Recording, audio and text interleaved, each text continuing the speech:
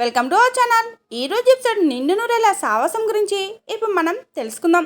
గుప్తా అయినచో నా అంగుళికము నాకు ఇచ్చివేయును అంటాడు. ఏ అంగుళికము అని అడుగుతుంది ఆరు. ఇంకా గుప్తా పళ్ళు కొరుక్కుంటూ నా అంగుళికము నాకు ఇచ్చి వరకు నీ తాళి నీకు ఇవ్వను అంటాడు. ఆరు కోపంగా పిడికలు బిగించి గుప్తా గారు అంటుంది. ఈ లోపల అమరేంద్ర డ్యూటీ దిగి కోపంగా ఇంట్లోకి వస్తూ ఉంటాడు.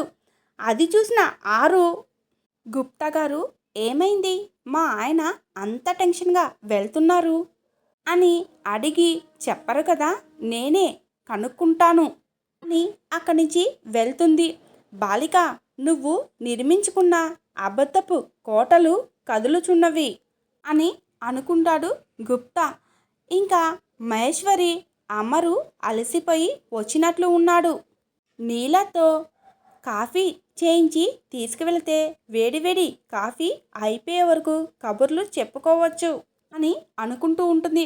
ఇంకా అమరేంద్ర కోపంగా తన రూము డోర్ తీసుకుని లోపలికి వచ్చి రాథోడ్ రాథోడ్ అని పిలుస్తాడు. రాథోడ్ అక్కడికి వచ్చి సెల్యూట్ చేసి సార్ అంటాడు. కనుక్కోమన్న విషయం ఎంతవరకు వచ్చింది అని అడుగుతాడు అమరేంద్ర. అందరికీ ఫోన్ చేసి మనకి కావలసిన ఫైల్స్ గురించి చెప్పాను సార్, పంపుతాను అన్నారు అని చెప్తాడు రాథోడ్. ఇంకా ఆరు ఇద్దరు ఇంత కంగారుగా దేని గురించి మాట్లాడుతున్నారు అని అనుకుంటుంది. అసలు మీరు చెప్పినప్పటి నుంచి దీని గురించి నమ్మలేకపోతున్నాను సార్.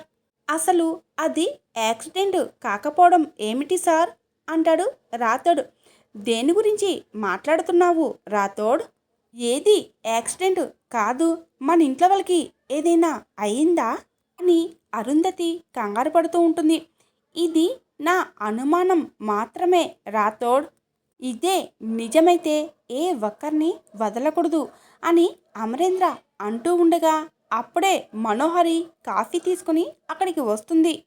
వాళ్ళ మాటలు విన్న మనోహరి ఎవరిని వదలకూడదు అని అడుగుతుంది. రాథోడ్ డోరు క్లోజ్ చేయి అంటాడు అమరేంద్ర. ఏమైంది అమర్, ఎందుకు అలా ఉన్నావు, డోరు ఎందుకు క్లోజ్ చేయమంటున్నావు అని అడుగుతుంది మనోహరి.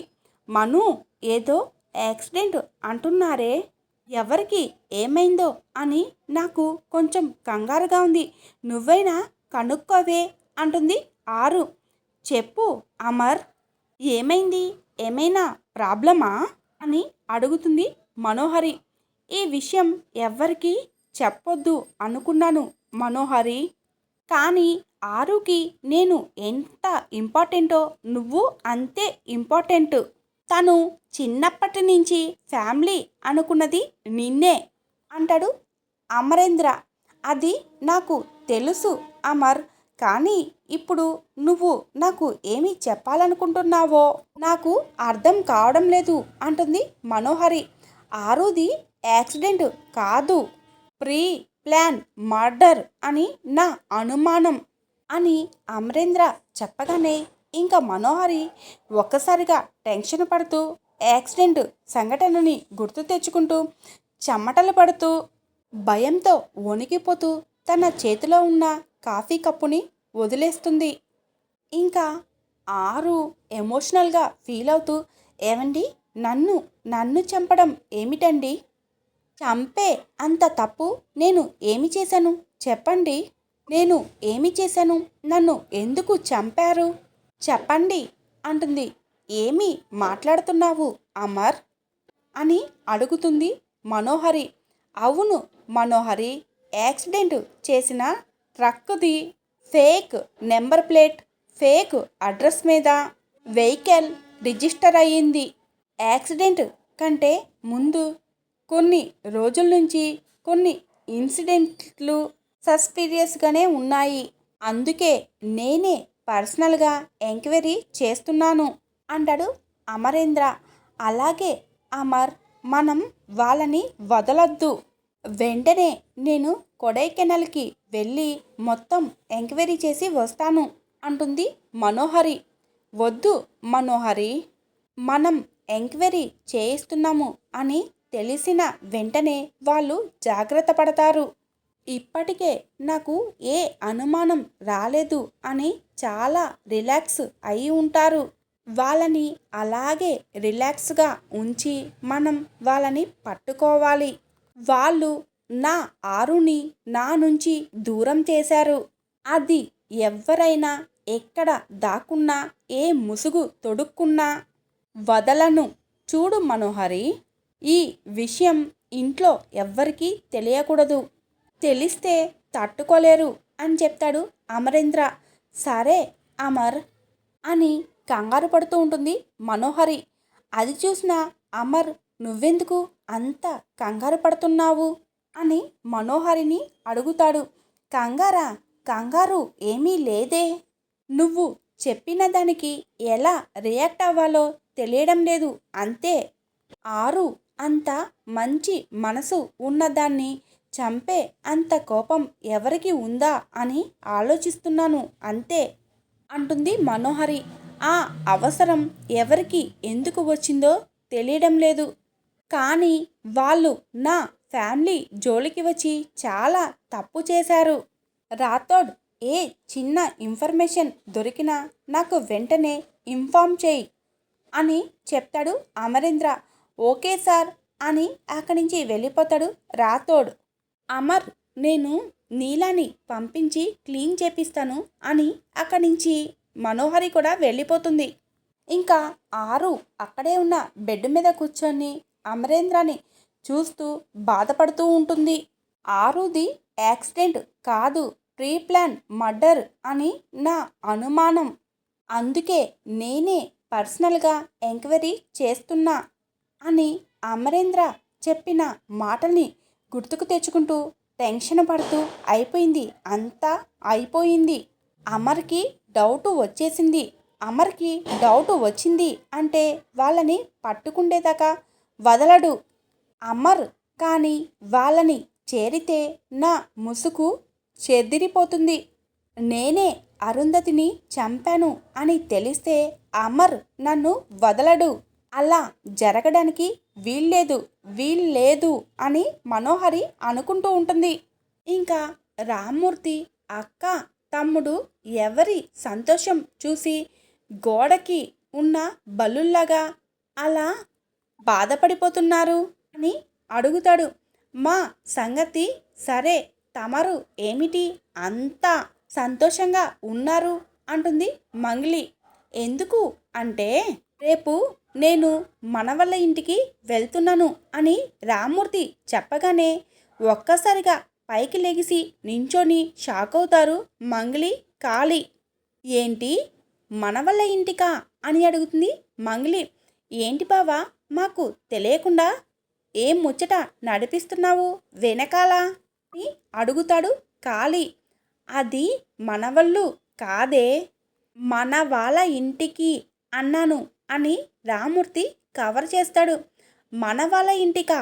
ఈ ఊరిలో నాకు తెలియకుండా నీకు తెలిసిన వాళ్ళే ఎవరో అని అడుగుతుంది మంగ్లీ.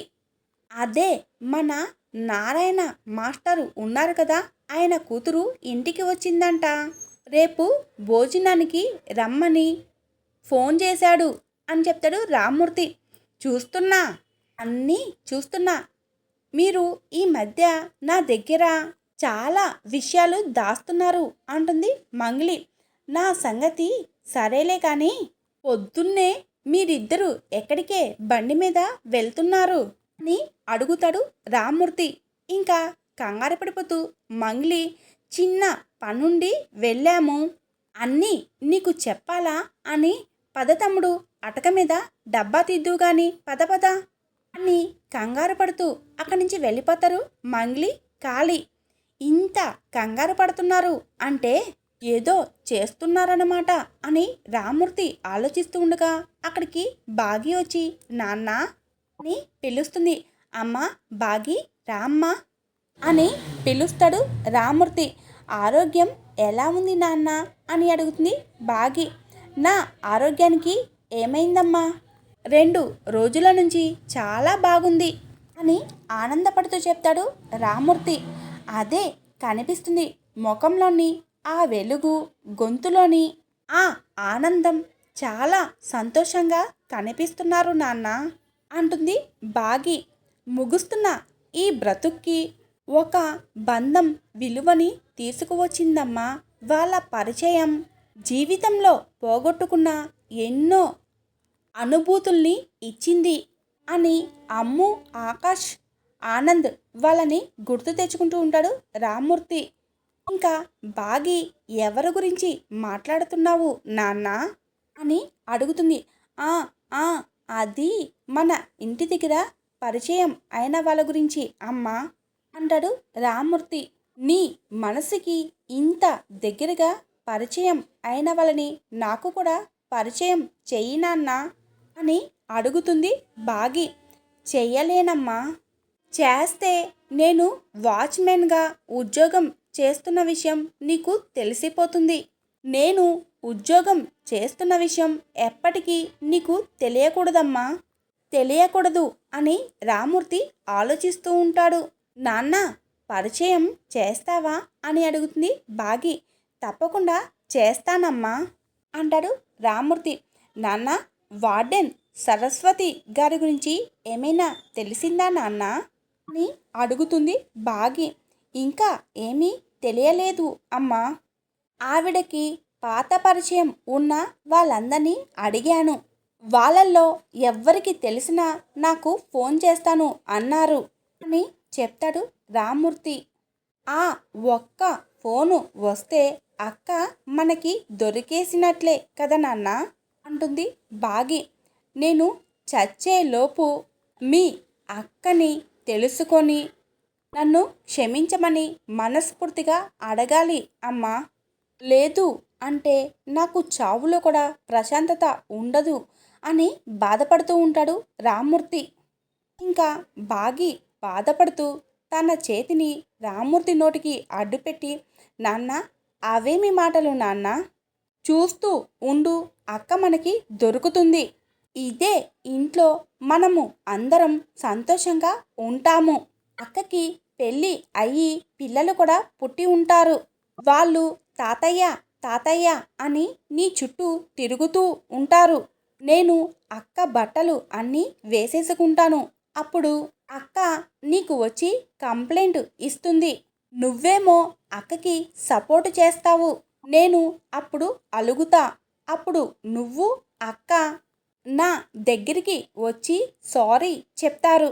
అమ్మ చేతి వంట గోరుముద్ద రుచి తెలియదు నాన్న. అక్కతో నాకు నచ్చినవి అన్నీ చేయించుకొని తినిపించుకుంటాను. అక్కని గట్టిగా పట్టుకొని ప్రశాంతంగా పడుకుంటాను అని రామ్మూర్తి భుజం మీదకి ఒరిగి ఎమోషనల్ అవుతూ ఉంటుంది బాగి. ఇంకా రామ్మూర్తి, నీ చిరునవ్వు వెనక ఎంత బాధని దాచుకున్నావు తల్లి. ఏడవకు అమ్మ, అక్క ఖచ్చితంగా దొరుకుతుంది. నువ్వు అనుకున్నవన్నీ జరుగుతాయి అని బాగిని ఓదారుస్తాడు రామ్మూర్తి. ఇంకా అమరేంద్ర ఈ విధంగా ఆలోచిస్తూ ఉంటాడు. అసలు ప్లాన్ చేసి యాక్సిడెంట్ చేయవలసిన అవసరం ఎవరికి ఉంది అని అనుకుంటూ ఉంటాడు. ఇంకా బాగి అమరేంద్ర వాళ్ళ ఇంటికి వచ్చి, అయ్యో లేట్ అయిపోయింది, ఇప్పుడు ఆ మిలిటరీ మనిషి కళ్ళల్లో పడకుండా చూడు స్వామి, 100 క్వశ్చన్స్ అడుగుతారు అని అనుకుంటూ, అమ్మయ్య మిలిటరీ మహానుభావుడు చూడలేదు, జంప్ అయిపోవడం బెటర్ అని అనుకొని లోపలికి వెళ్తూ ఉండగా అమరేంద్ర బాగిని చూసి, ఒక్క నిమిషం అంటాడు. అబ్బా ఎవరికంట పడకూడదు అని అనుకున్నానో డైరెక్ట్గా ఆయన కళ్ళలోనే పడ్డాను. బాగి ఎలాగలాగో మేనేజ్ చేయవే అని అనుకొని అమరేంద్ర వైపు తిరిగి నవ్వుతూ అమరేంద్రని చూసి, అమ్మో బాగి పిచ్చ కోపంతో ఉన్నట్లు ఉన్నారు, పొద్దున ఎక్కడ ఆపారో అక్కడ నుంచి మొదలు పెట్టేటట్లు ఉన్నారు అని టెన్షన్ పడుతూ ఉంటుంది బాగి. ఇంకా అమరేంద్ర బాగి దగ్గరికి వచ్చి, ఎక్కడి నుంచి వస్తున్నావు? ఇంట్లో ఉండి పిల్లల్ని చూసుకోమనే కదా నిన్ను అపాయింటెడ్ చేసింది. నువ్వే ఇలా ఈ టైం వరకు బయట తిరుగుతూ ఉంటే ఇంకా పిల్లలకి ఏమి చెప్తావు? ఎలా చూసుకుంటావు అని అడుగుతాడు అమరేంద్ర. అది చిన్న పని ఉంటే వెళ్ళాను, కొంచెం లేటు అయిపోయింది అంటుంది బాగి.